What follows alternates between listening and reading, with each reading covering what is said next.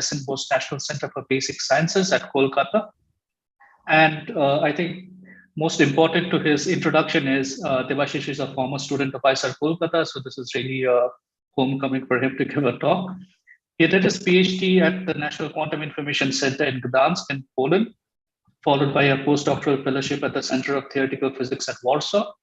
And at the moment, as I mentioned, he's an NPDF at SNBCBS Center in Kolkata. And today he'll be talking on self-testing of quantum states and measurement. And his primary research interest is quantum information and computation and foundations of quantum mechanics. So Debasish, please take over. Thanks. Yeah, thank you for this nice introduction.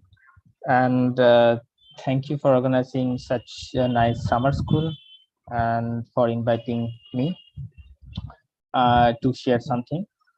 So today I will talk about self-testing, or sometimes we say blind tomography, or also it is known as the device independent certification of quantum states and measurement.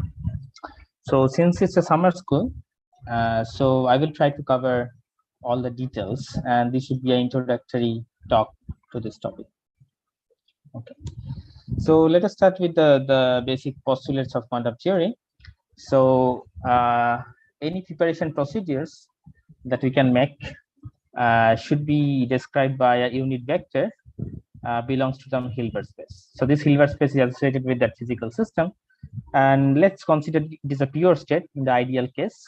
So it should be represented by a unit vector, and then we can make some measurement on this physical system to get some information about the that physical system. So any measurement that has, let's say, d possible outcome is described by d different projectors, such that the sum up to all the projectors is identity. And this is also equivalent to saying that this measurement is described by Hermitian matrix, such that the eigenprojectors are this d different projectors, and lambda a are the different eigenvalues that corresponds to the different outcome of the measurements. Okay, so if we do this measurement on this physical system that is prepared in the state psi, then we can get the probabilities of getting outcome a. If we perform this measurement many times, and we get the statistics of the probabilities from this experiment, and that is given by the Bond rule. And if I observe an outcome A, then the state collapses according to the collapse postulates. So this is the measurement postulate, and then any time evolution of the physical system is described by a unitary in the ideal case. So let's assume that this is a closed system and doesn't interact with the environment. So the new state would be u psi, if psi is the initial state. And if we prepare a composite system, let's say that has two different subsystems, A and B, then the state of this combined system should belongs to the Hilbert space that is a tensor product of the respective Hilbert space of the two subsystems. And here again we can perform some measurements on these two subsystems. Let's say we are measuring PA on system A and QB on system B, then the joint probability is given again similarly by the Bond. Well, so what is the problem? So the problem is, suppose I have been given some quantum devices, and the manufacturer has promised me that this device prepares certain quantum states. Okay, then how can I verify it that the user is indeed telling truth? Or the same as the measurement device. The manufacturer gives me a measurement device, and he says that, okay, this measurement device measures this particular quantum measurement. Then how do I verify that indeed this is a quantum measurement? And these devices are not just a simulation of classical systems. These are indeed those states and the measurements that are promised by the manufacturer. So one way to do is like we can open the device and see all the internal working of the device, that how the device works, okay, and try to infer that, okay, this is a quantum system, this produces quantum systems or not. But then we cannot use the device to perform some information processing tasks, because we have broken the devices. There's one, so this doesn't work, and one standard method is there, that is we call tomography, and that can be used to know unknown device. So let me give you an example of quantum tomography. So suppose this is a preparation device and it prepares, let's say, unknown quantum states of dimension 2. So this prepares, let's say, unknown spin-half particle. And we want to know that what is the state of the system. So so a general quantum state spin-up particle can be written in this form, where sigmas are the Pauli matrices and n is some vector in the block sphere, and the modulus of this vector should be less than or equals to 1. To know the state, we can perform a set of tomographically counted measurement. What this means is a set of measurements that is sufficient to know the state. So in this case, we can perform these three measurements, like sigma x, sigma y, and sigma z, and get the probabilities, that what is the probability of getting plus outcome if I measure sigma x, that we can observe from the experiment. And if you do the calculation, that this is related to the variable nx. So if I know this, I will be able to know nx. And similarly, if I know the statistics of the measurement sigma y, I will be able to know the parameter ny, and similarly nz. But here we have to fully trust the measurement device. So we have to know the dimension of this preparation, quantum preparation, and then we have to bring a measurement device where like we have full trust on it. So for example, if we only rely on the probabilities of this experiment, that are these probabilities that we observe, right? So there are 3 different measurements, and there are 2 possible outcomes of for each of these measurements. So if we rely on the statistics, then it is very easy to simulate these statistics by classical system. So imagine that this device sends 3 classical system that has 2 levels. Okay, so 2-level classical system. And when we are measuring x, it is basically measuring the level of the classical system 1, and when we are measuring y, then it is measuring the level plus or minus of the particle 2, and like this. And the distribution of these 3 particles is exactly like this. Then it is very easy. So we will get the same statistics as here, but this will not be a quantum system. Well, so the idea is, yeah, is there any question? Okay. So the idea is we rely on all the probabilities that we observe from the experiment, and still we want to infer about the quantum states and the measurements. So what we have to look for is quantum correlations that cannot be reproduced by any classical systems, because otherwise it would not be possible to infer the quantum states without knowing the internal working of the devices. So one of the quantum correlations, or the most compelling quantum non-classical correlation, is the non-local correlation. So let me go through it. So what happens is there is one preparation device here, and it prepares 2 subsystems. One subsystem goes to Alice. She has one measurement device, and another subsystem goes to Bob, and he has another measurement device. And there are 2 possible measurement settings that Alice and Bob can choose. So X basically takes 2 possible values, 1 and 2. These are the 2 different measurements that Alice can, or this measurement device can perform on the system. Okay. So Alice can choose which measurement to perform. Okay. And similarly, Y is the measurement setting of this measurement device, and it can take 2 possible values, 1 and 2. And all these measurements yields 2 possible outcomes, +1 or -1. Okay. So yeah, and the thing is, these 2 measurement event. So in each run of the experiment, basically Alice chooses one measurement settings, and Bob also chooses one measurement setting and obtains an outcome, each of them, and note down the outcome. Okay, and in each run of this experiment, these two measurement events are space-like separated, so that no information can travel from this device to that device, and the vice versa. Okay. Now, from this experiment, so there are 4 possible measurement setting. So those are like 1, 1, 1, 2, 2, 1, and 2. So if Alice chooses x is equal to 1 and Bob chooses y is equal to 1, this is one measurement setting, like the overall measurement setting, and there are 4 possible values.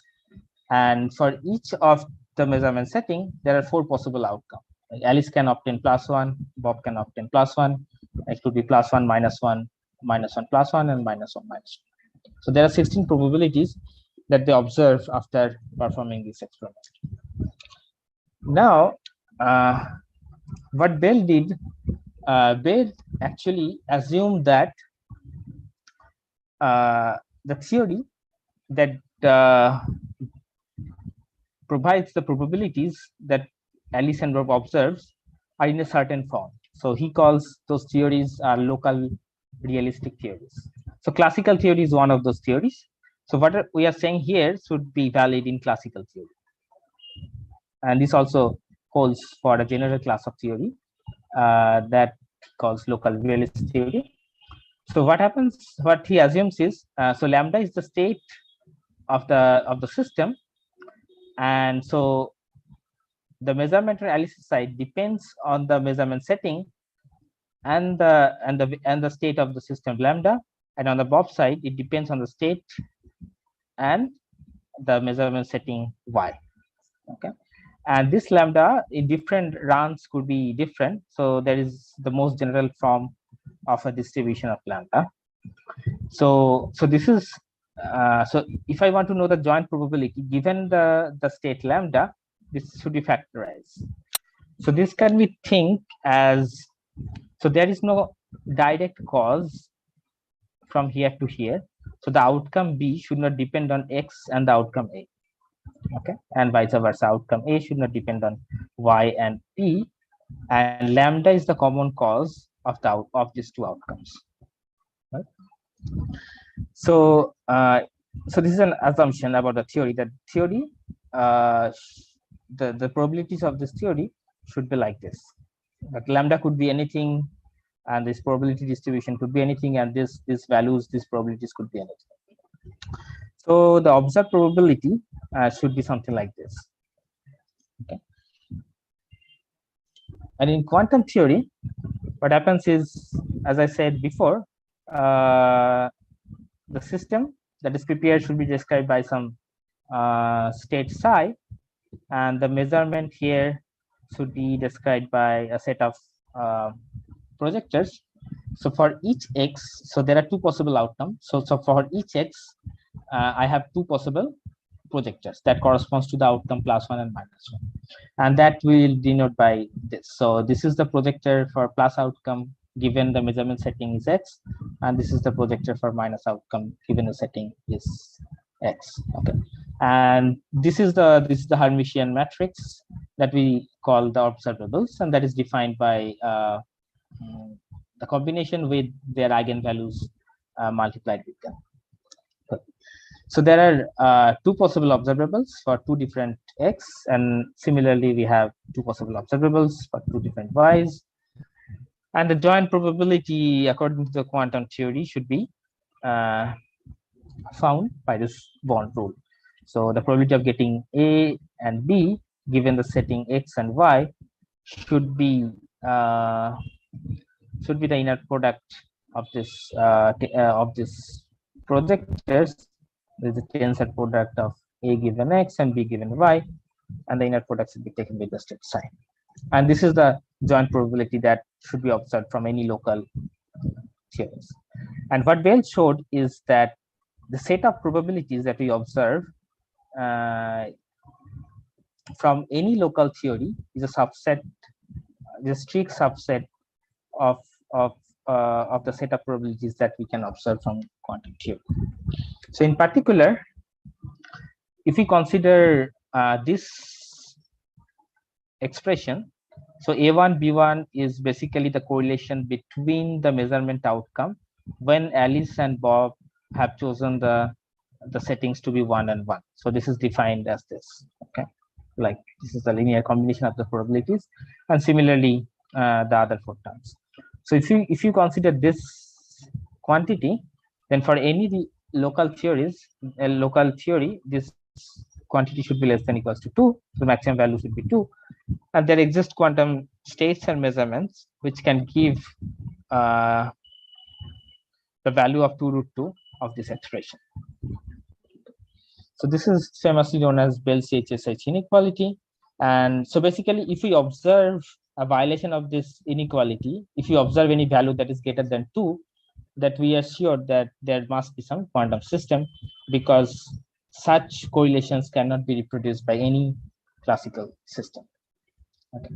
So one possible way to achieve the maximum value of this expression, that is 2 root 2, is to prepare the maximally entangled states, like 2-qubit entangled states. And if you choose the measurement settings on the Alice's side to be the sigma z and sigma x, and on the Bob side to be the linear combination of sigma x and sigma z. So basically, we are measuring. So let's say this is the xz plane in the block sphere. So we are measuring. So A1 is basically measuring in the z direction, A2 is measuring in the x direction, and B1, B2 are measuring in this and these directions.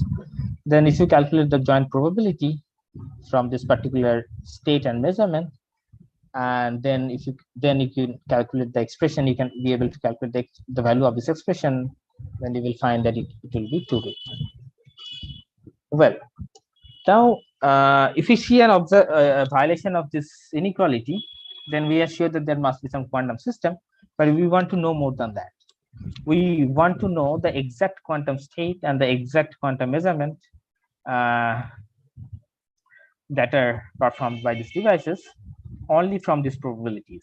Okay, so this is one way to achieve 2 root 2, but there are infinite different ways to achieve 2 root 2 as well. So we want to pinpoint one quantum station. So yeah, so this is the question. So can I know the exact quantum states and measurements that are performed if we have only access to these probabilities? Well, so the thing is, there are 2 degrees of freedom that we can never be able to know from these observed probabilities. And these 2 degrees of freedom are local unitaries and auxiliary presence of auxiliary system. So suppose this is the quantum states and measurement that gives this probability. Then this new quantum states and measurements, while UB and UA are basically some unitary that are acting on the local subsystems. This new states and measurements will give the same probability. Okay. And suppose there is a presence of some auxiliary degrees of freedom, and the measurement is like this. It is measuring the same, and it is measuring the trivial measurement on the auxiliary degrees of freedom, and also on the Bob side. So these new states and measurements also give the same probabilities. And if we want to combine these 2 degrees of freedom, that would be something like this. And if you calculate the probability that we get from this new states and measurement, that would be the same as this.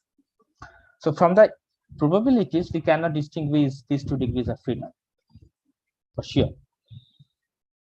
So this U can be think of our reference direction of the measurements.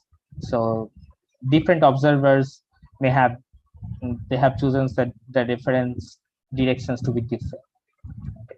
And this is the presence of auxiliary degrees of freedom on which we are not measuring anything.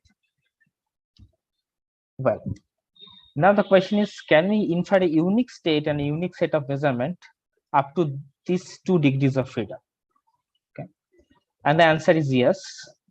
So it says that suppose we perform this Bell experiment, the CHSH Bell experiment, and if you observe the value of this quantity to be 2 root 2, So we know that there are some unknown states and measurements that give rise to this value 2 root 2, but we can show, but we can mathematically prove that if this is so, then there exists two unitaries such that this unknown state is nothing but this 2-qubit entangled state with some auxiliary degrees of freedom, and the measurement is basically the sigma z and sigma x measurement on the first qubit with identity acting on this auxiliary degrees of freedom, and b1 b2 to be the same the other qubit measurements in this directions and that directions times the identity acting on the auxiliary degrees of freedom.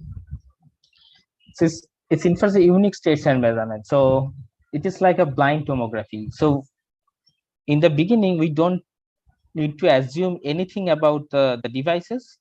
We perform the experiment. We only have the probabilities, and if the probabilities gives me the value, this Bell value to be 2 root 2, I know that there is a unique way to get the statistics up to these local degrees of freedom, and that unique way is to prepare the two qubit entangled states and this particular measurements. Okay. So this is normally known as the self-testing or blind tomography or the device independent certification of quantum states and measurement. So this is proposed first by Dow and Myers, 2004. So mathematically, what happens is, if you do some calculations, then you will be able to know this value, this expression of this value is 2 root 2, means I have unknown quantum states and I have 4 Hermitian matrices, unknown matrices, that is eigenvalues plus minus 1 eigenvalues that are acting on some arbitrary dimensional Hilbert space. And this value is 2 root 2. That means that the inner product of the state of this operator is 2 root 2. Then mathematically we can show that there exists two unitary u and v, so that we can so that this A1 has this block diagonal form. So it has a unique representations, and similarly the other observables also has the unique representation, and the state also has the unique representation with some auxiliary freedom. So this is the mathematical statement of the self-testing. Well, and there is more to it, which is, so in the real experiment, we will observe something less. We will not observe the maximum quantum value, 2 root 2. So it says that if we observe some value which is close to 2 root 2, so epsilon here is some positive, it can take positive value, then the ideal states and the non-ideal states, they are also very close. So this is some measure of two different quantum states. So this is the ideal quantum state, and this is the ideal quantum measurement, and this says the distance between and this is the non-ideal quantum states, and it says the distance between these two states is a function of epsilon. So if epsilon goes to 0, it should be the equal, and if epsilon is close to 0, this the unknown quantum states and measurement in this device is also quite close to the reference state, the reference 2-qubit entangled states, and this particular measurement. Well, so this is the robustness statement of the self-testing. You can see this paper by Scarani and its collaborators to see the proof statement. So, so there are many applications of self-testing. So it's like, if you want to perform any quantum information processing protocol with these devices, you can do that, because this gives you a certificate that this is the quantum state that this device is producing, and this is the measurement the devices are performing. So now, so that's why it has implication in almost all information processing protocol. So one of the two important applications are in quantum cryptography and quantum random number generation and certification of universal quantum computing, and there are many more applications. So I will discuss one application, that is genuine randomness generation. Okay. the application of self-testing. So yeah, so let me give you a overview of what is device independent information processing, because we are basically trying to perform let's say a device independent random number generation from these devices that we used to do bell test. Okay, so what happens in random number generation? So let's say Alice has this measurement device and Bob has the measurement device, so it's exactly the same experiment. And from the outcome of the measurement, Alice wants to generate a string of random numbers. Okay, so she does the measurements A, she chooses the measurements X, and if the outcome is +1, she writes the random number to be 0, and if the outcome is -1, she writes the random number to be 1. And so they're performing this experiment many times. So from the outcome of this measurement, she wants to get a string of random numbers. So yeah, so just to tell you first, and a physical argument that this has to be a random, this cannot be deterministic, since if the correlations violates the Bell inequality, then we know that there should not be any deterministic strategy, or the outcomes, the probabilities here should not take any deterministic value. Okay, so there should be some genuine randomness there.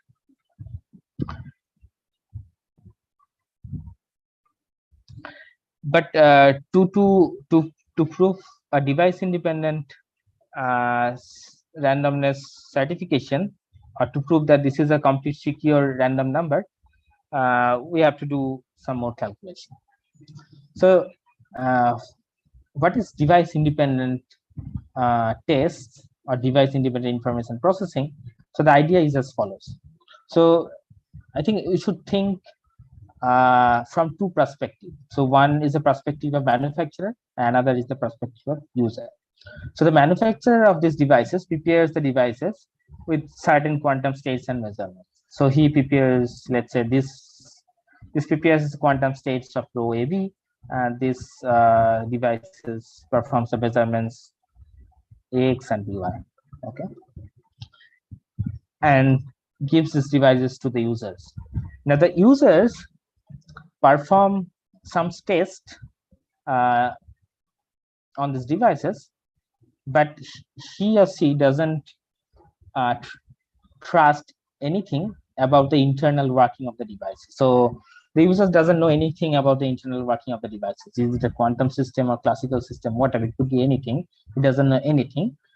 What he knows is he can choose the classical settings and obtains the classical outcome. So he or she obtains only the probabilities of classical inputs and outputs. And the user, the local labs of the users are secure. That means they can choose the measurement settings freely. So these measurement settings X and Y should not depend on the state, or the state should not depend on this choice of this measurement. Okay, and there is no information that leaks out from this local lab to some other person. Okay, so the outcome A and B, what this user observes, those are secure. But the users assume that the manufacturer is E. So he or she himself is trying to get the information that the users is trying to perform. So the user is trying to perform some information processing protocol, and the manufacturer himself wants to know the information processing, the information. So the manufacturer prepares the quantum system to prepare the device in that way, in this way, so that the manufacturer can get this information.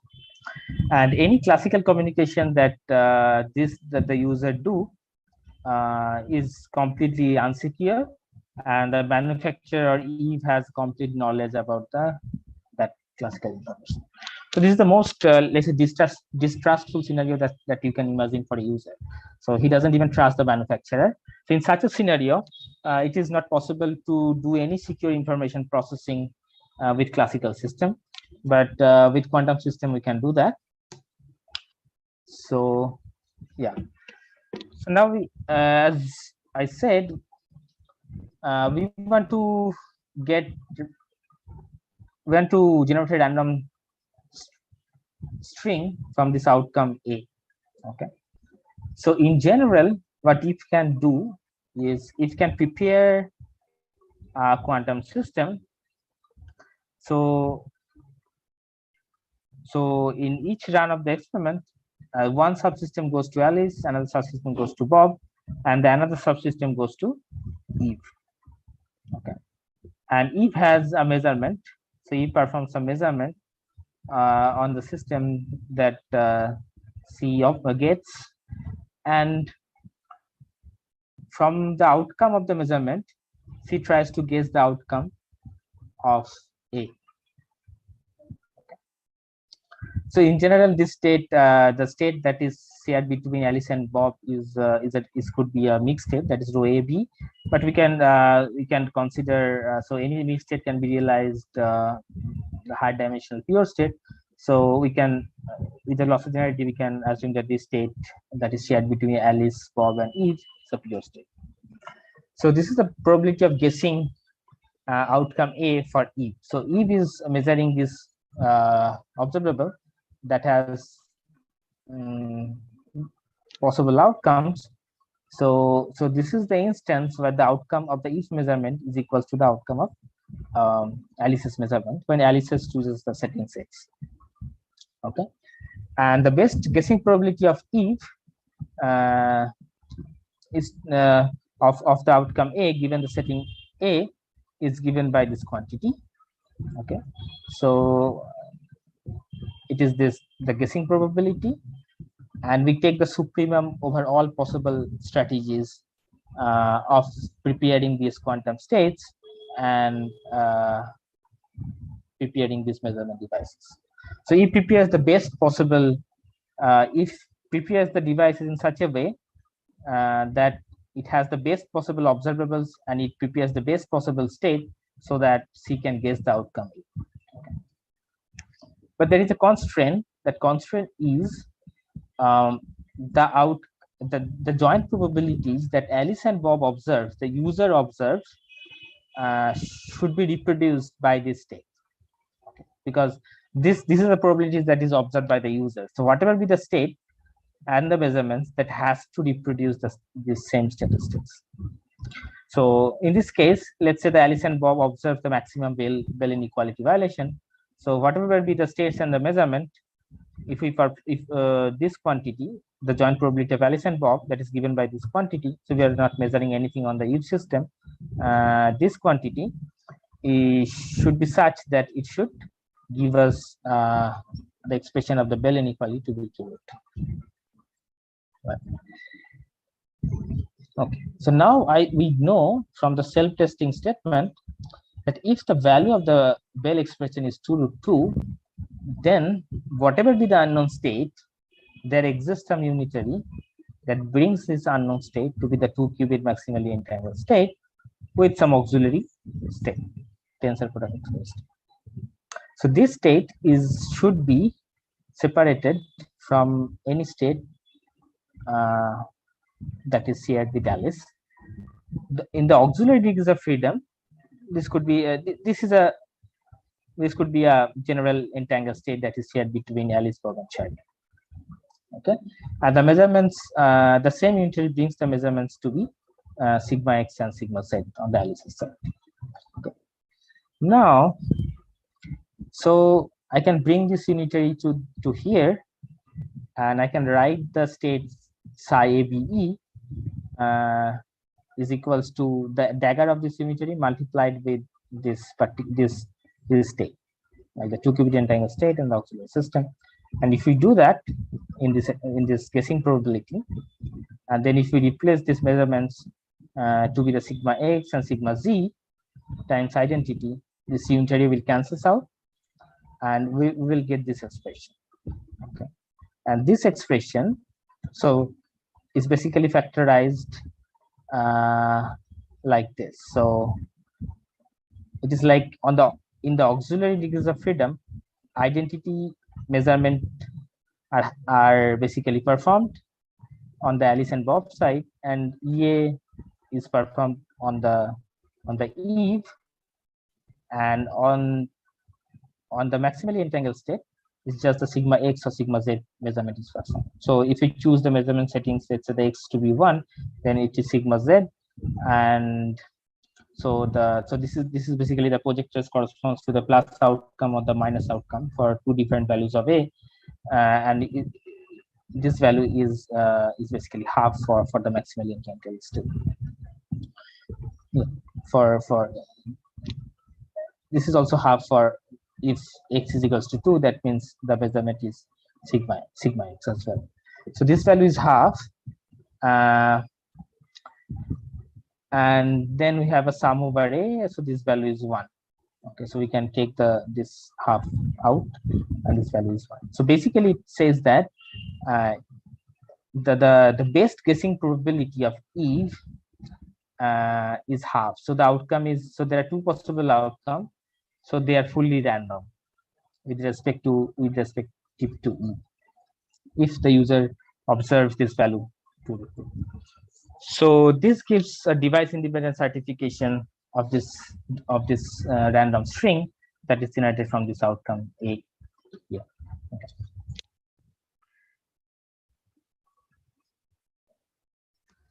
So now we can ask that, can we self-test the high dimensional entangled states? And the answer is yes. So let's consider some general form of this Bell test, where Alice has two possible settings, and for each settings there are d possible outcomes, and also it's the same on the Bob side. So Bob can choose two possible settings, and there are d possible outcome. And it turns out that there exists a Bell inequality that is proposed in this paper, in this PRL paper from the group of ICFO and their collaborators. So in this case, we have like the joint probabilities where x and y can take two different values and a and b can take d different values. So this Bell inequality, so given any d, so d is basically the outcome of the measurement. So this is a family of Bell inequality that they have obtained, they have proposed. So for each d, there is a Bell inequality. So for, let's say, outcome 2, there is a Bell inequality. For outcome 3, there is another Bell inequality. For outcome any arbitrary d, there is a Bell inequality. That is, of course, a linear function of these probabilities. And they have obtained the classical and the quantum maximum value of that Bell inequality. And in this paper, we have shown that if the expression of that Bell inequality is the maximum quantum value, then we can prove that there exists some unitary that brings the unknown state that is prepared by the preparation device to the maximally entangled d-dimensional quantum state with some auxiliary degrees of freedom, and the measurements should be some generalized d outcome measurements. So this is some form of generalized Pauli operators on Alice and Bob. And so for each d, we have a certification of d-dimensional maximally entangled states and the certification of this particular observables, quantum measurements. And this can be used to generate random number from this outcome A, and the randomness, the amount of randomness should be much higher. So you can show that the guessing probability of Eve in the most distrustful scenario or the device independent scenario is basically just guessing, or randomly guessing the outcome A. Okay. So this is done in this paper. It's published in Nature Quantum Information. Well, so I have, let's say, 10 more minutes. So there is some limitation of the self-testing that I described you so far. The limitation is we can self-test only entangled states or like composite systems. We cannot, so the systems, let's say of dimension 3 or dimension 5, we cannot self-test those systems using the non-local correlation. And we have to perform like space-like separated measurement to certify those states and measurements. So what about if we want to certify a single quantum system? A system has prime dimension, so that cannot be factorized into two composite systems. And what if we do not have space-like separation? We have, let's say, a measurement device, and we can perform sequence of measurements like what we do in the computational scenario. And it turns out that in this scenario also, we can certify quantum states and measurement. So here we have proposed a protocol to certify a three-dimensional quantum system. So what is the scenario? The scenario is like this. So there is a preparation device that prepares a quantum system, and we have a measurement device, and we perform two measurements in a sequence. Okay, so we perform one measurement, and then on the post measurement state we perform another measurement. So there are 5 possible measurements. So those are labeled by this classical variable x that the user can choose, and the user chooses in a certain way that in the sequence of measurement, if he chooses x, then in the next round, in the second round, he chooses either x plus 1 or x minus 1. Okay. So given that we follow the modulo, so 5 plus 1 is basically 1, let's say, something like this. So we are basically interested in those runs where we are measuring 1 2 or 1 5 2 3 or 2 1, something like this. So we are not interested in those runs where the user measures 2 and 4. So user doesn't measure that. He chooses the measurement in this form. So there are like 10 possible measurement settings. Then the user can choose like 1 2 2 1 2 3 3 2, like this. And this measurements again yields 2 possible outcomes, +1 and -1. So A, B are the possible outcome here, and the user observes the probabilities of this from this experiment. So 2 measurements are performed in sequence, and each of the measurement yields 2 possible outcomes. So there are 4 possible outcomes, and after performing the experiment, we have these joint probabilities in our hand. So now, we have to make some assumptions here on the devices, unlike in the Bell setup. And the assumption is we have to make only one assumption, and the assumption is that the second measurement is performed on the actual post measurement system. So this measurement device doesn't alter the post measurement state. So it performs the 2 measurements in a sequence. So that is the only assumptions we have to take. We don't know anything about the state of the preparations, and we don't know anything about the measurement. So we assume only this. Also the dimension of the systems and the dimension of the measurements, we don't know. It could be arbitrary. And again, we can consider the expression in terms of this joint probabilities. This is again a linear expression. So here x goes to 1 to 5. Okay. So yeah, the expression is like this, where alpha is something like 6.2. And you can show that the value of this expression, if this is a classical system, is this, and in quantum system we can achieve the value to be this. So which is of course greater than this, because alpha square is a positive number. So we have proposed this this expression, and we have showed that this is the maximum value that that can be achieved in quantum theory. Okay. Now, for the self-testing statement, what we show that if the value of this expression is this, the maximum quantum value, then there exists a unitary that brings this unknown quantum state to be a QT system. This is a pure state plus some auxiliary degrees of freedom, and it also brings the unknown measurements, these 5 measurements, these are binary outcome measurements, to be a 3-dimensional projective measurement plus some other measurement, such that these measurements acting on this auxiliary degrees of freedom gives us 0. Okay.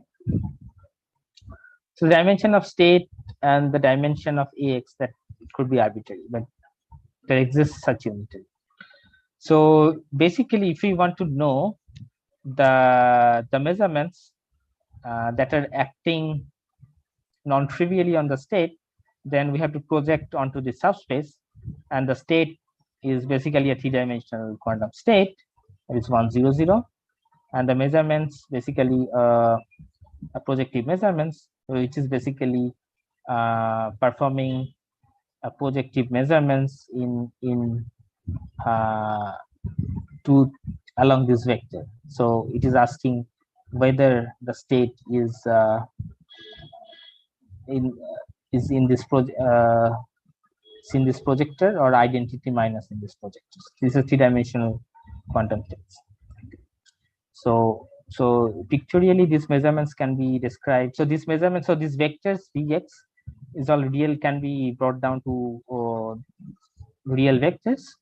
And so let's say this is the state in this is a 3-dimensional real vector space. So this is the state, that is 1, 0, 0, and the vectors are like this. So it forms an umbrella kind of structure. So here also from the statistics, we can, from the observed probabilities, we can certify the states and measurements up to a global unitary degrees of freedom. This is proposed in this paper. So I think that's all I wanted to say. So if you have any questions, then I'd be happy to answer. So let me see that there are.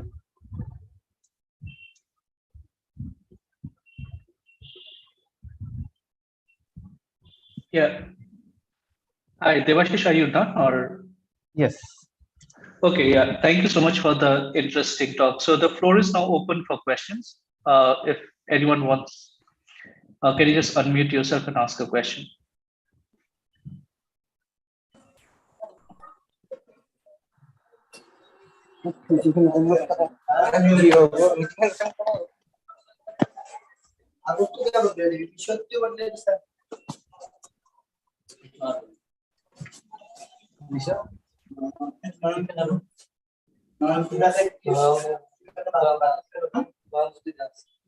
Yeah. Hi, Kishore. Are you asking a question? We can't hear you actually.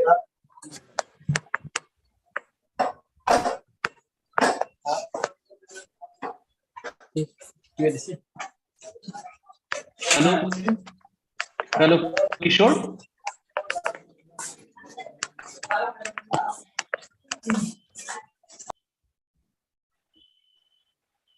Sorry, I'm not sure if that was a question or it was just. Is there anyone who wants? Yeah, I couldn't hear you as well properly. Yeah, can you hear me now? Yeah, I didn't hear. I couldn't hear Kishore's questions. That is right. Yeah, I'm not sure if there was a question actually. So. Okay, yeah. So maybe Debasish, I can ask you something in.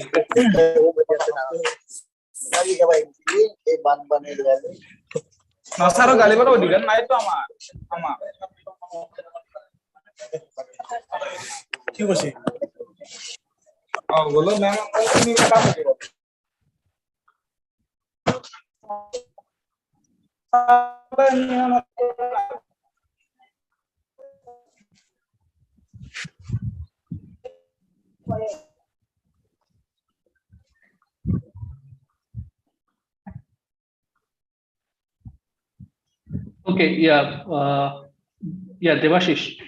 Yes. Yeah, I just wanted to ask you something. Yeah, Yes. so I'm not sure if this is a very trivial question or something. So what I wanted to understand is, even if you're doing a testing this way, you still have to make many measurements, right? Mm. So why is this an improvement over doing, say, a tomography? Okay, so if we look in terms of the number of measurements, okay, so suppose, so here, Mhm. so here we are certifying that the state is this 2-qubit entangled state. Yeah, So to do a tomography, we have to perform tomographically complete measurement here and also here. So 3 measurement here and 3 measurement here at least. yeah. Okay, but here we have to do 2 measurements here and 2 measurements here. So it gives advantage if we want to compare with the tomography. So like 2 measurement on the subsystem is sufficient to know the state. But what if you have a random density matrix? Yeah, that cannot be certified in this way. Okay, So so it's yeah, go ahead, please. yeah. So so here the manufacturer want to convince the user that indeed this preparation device prepares the maximally entangled state. Okay. So that's why the design of this, the whole bell test and the whole proof is designed in such a way so that it gives a certification of this particular state. So this is But for this cannot any. be done. Yes. So the answer is yes. If we want to certify, let's say, a non-maximally entangled state, then we have to consider a Bell expression that is a little bit different from this expression. So we have to add some more terms here. And if that expression is maximally violated, then we know that the state should be a maximally non-maximally entangled state. And for each, like for every non-maximally entangled state, it is possible to find a Bell inequality. At least in this case, that can be certified. So does that need to be calculated each time, or is it, or you can write a general expression that will immediately give you what it is? Yes, it is possible to write down expression of the Bell inequality, so that has a parameter. So the Bell inequality will has a parameter, let's say alpha, and the non-maximally entangled state that we can certify also is a function of that parameter alpha. So Okay. it's like for different entangled states, I will always find a different value. But even in those cases, it would be better than tomography. Yes. This is one advantage, and the most surprising advantage is this: that for the tomography, we have to trust the measurement device. So if you want to do a tomography on some quantum states, quantum preparation, we need to trust the device that this device indeed performs this tomographically complete measurement. Mhm. But here we don't need to trust anything. It's, yes. Okay. We only have classical input output statistics. Okay. So, yeah, again, another very silly question is: so if this were a device dependent setup, would that make your task easier, or? Yes, so device. So there are many ways it could be device dependent, or what we say is semi-device independent. So we assume something about the devices. Okay. Mhm. So let's say so one way, so one like way could be that we assume the dimension of the operation. Okay. That Mhm. we know that the dimension of the preparation is basically 2 qubit. This is an assumption. Okay. And then the proof would be much simpler. The proof of this self-testing statement would be very uh, simple. Okay. No, yeah, this is a very interesting talk. So yeah, thank you so much. So if there are no other questions, then yeah, let me thank all the speakers, Namrata, Joydi, and Debashish for the wonderful talks this morning, and also to the organizers. And with that, let me hand it over to the organizers to end the session. Thanks.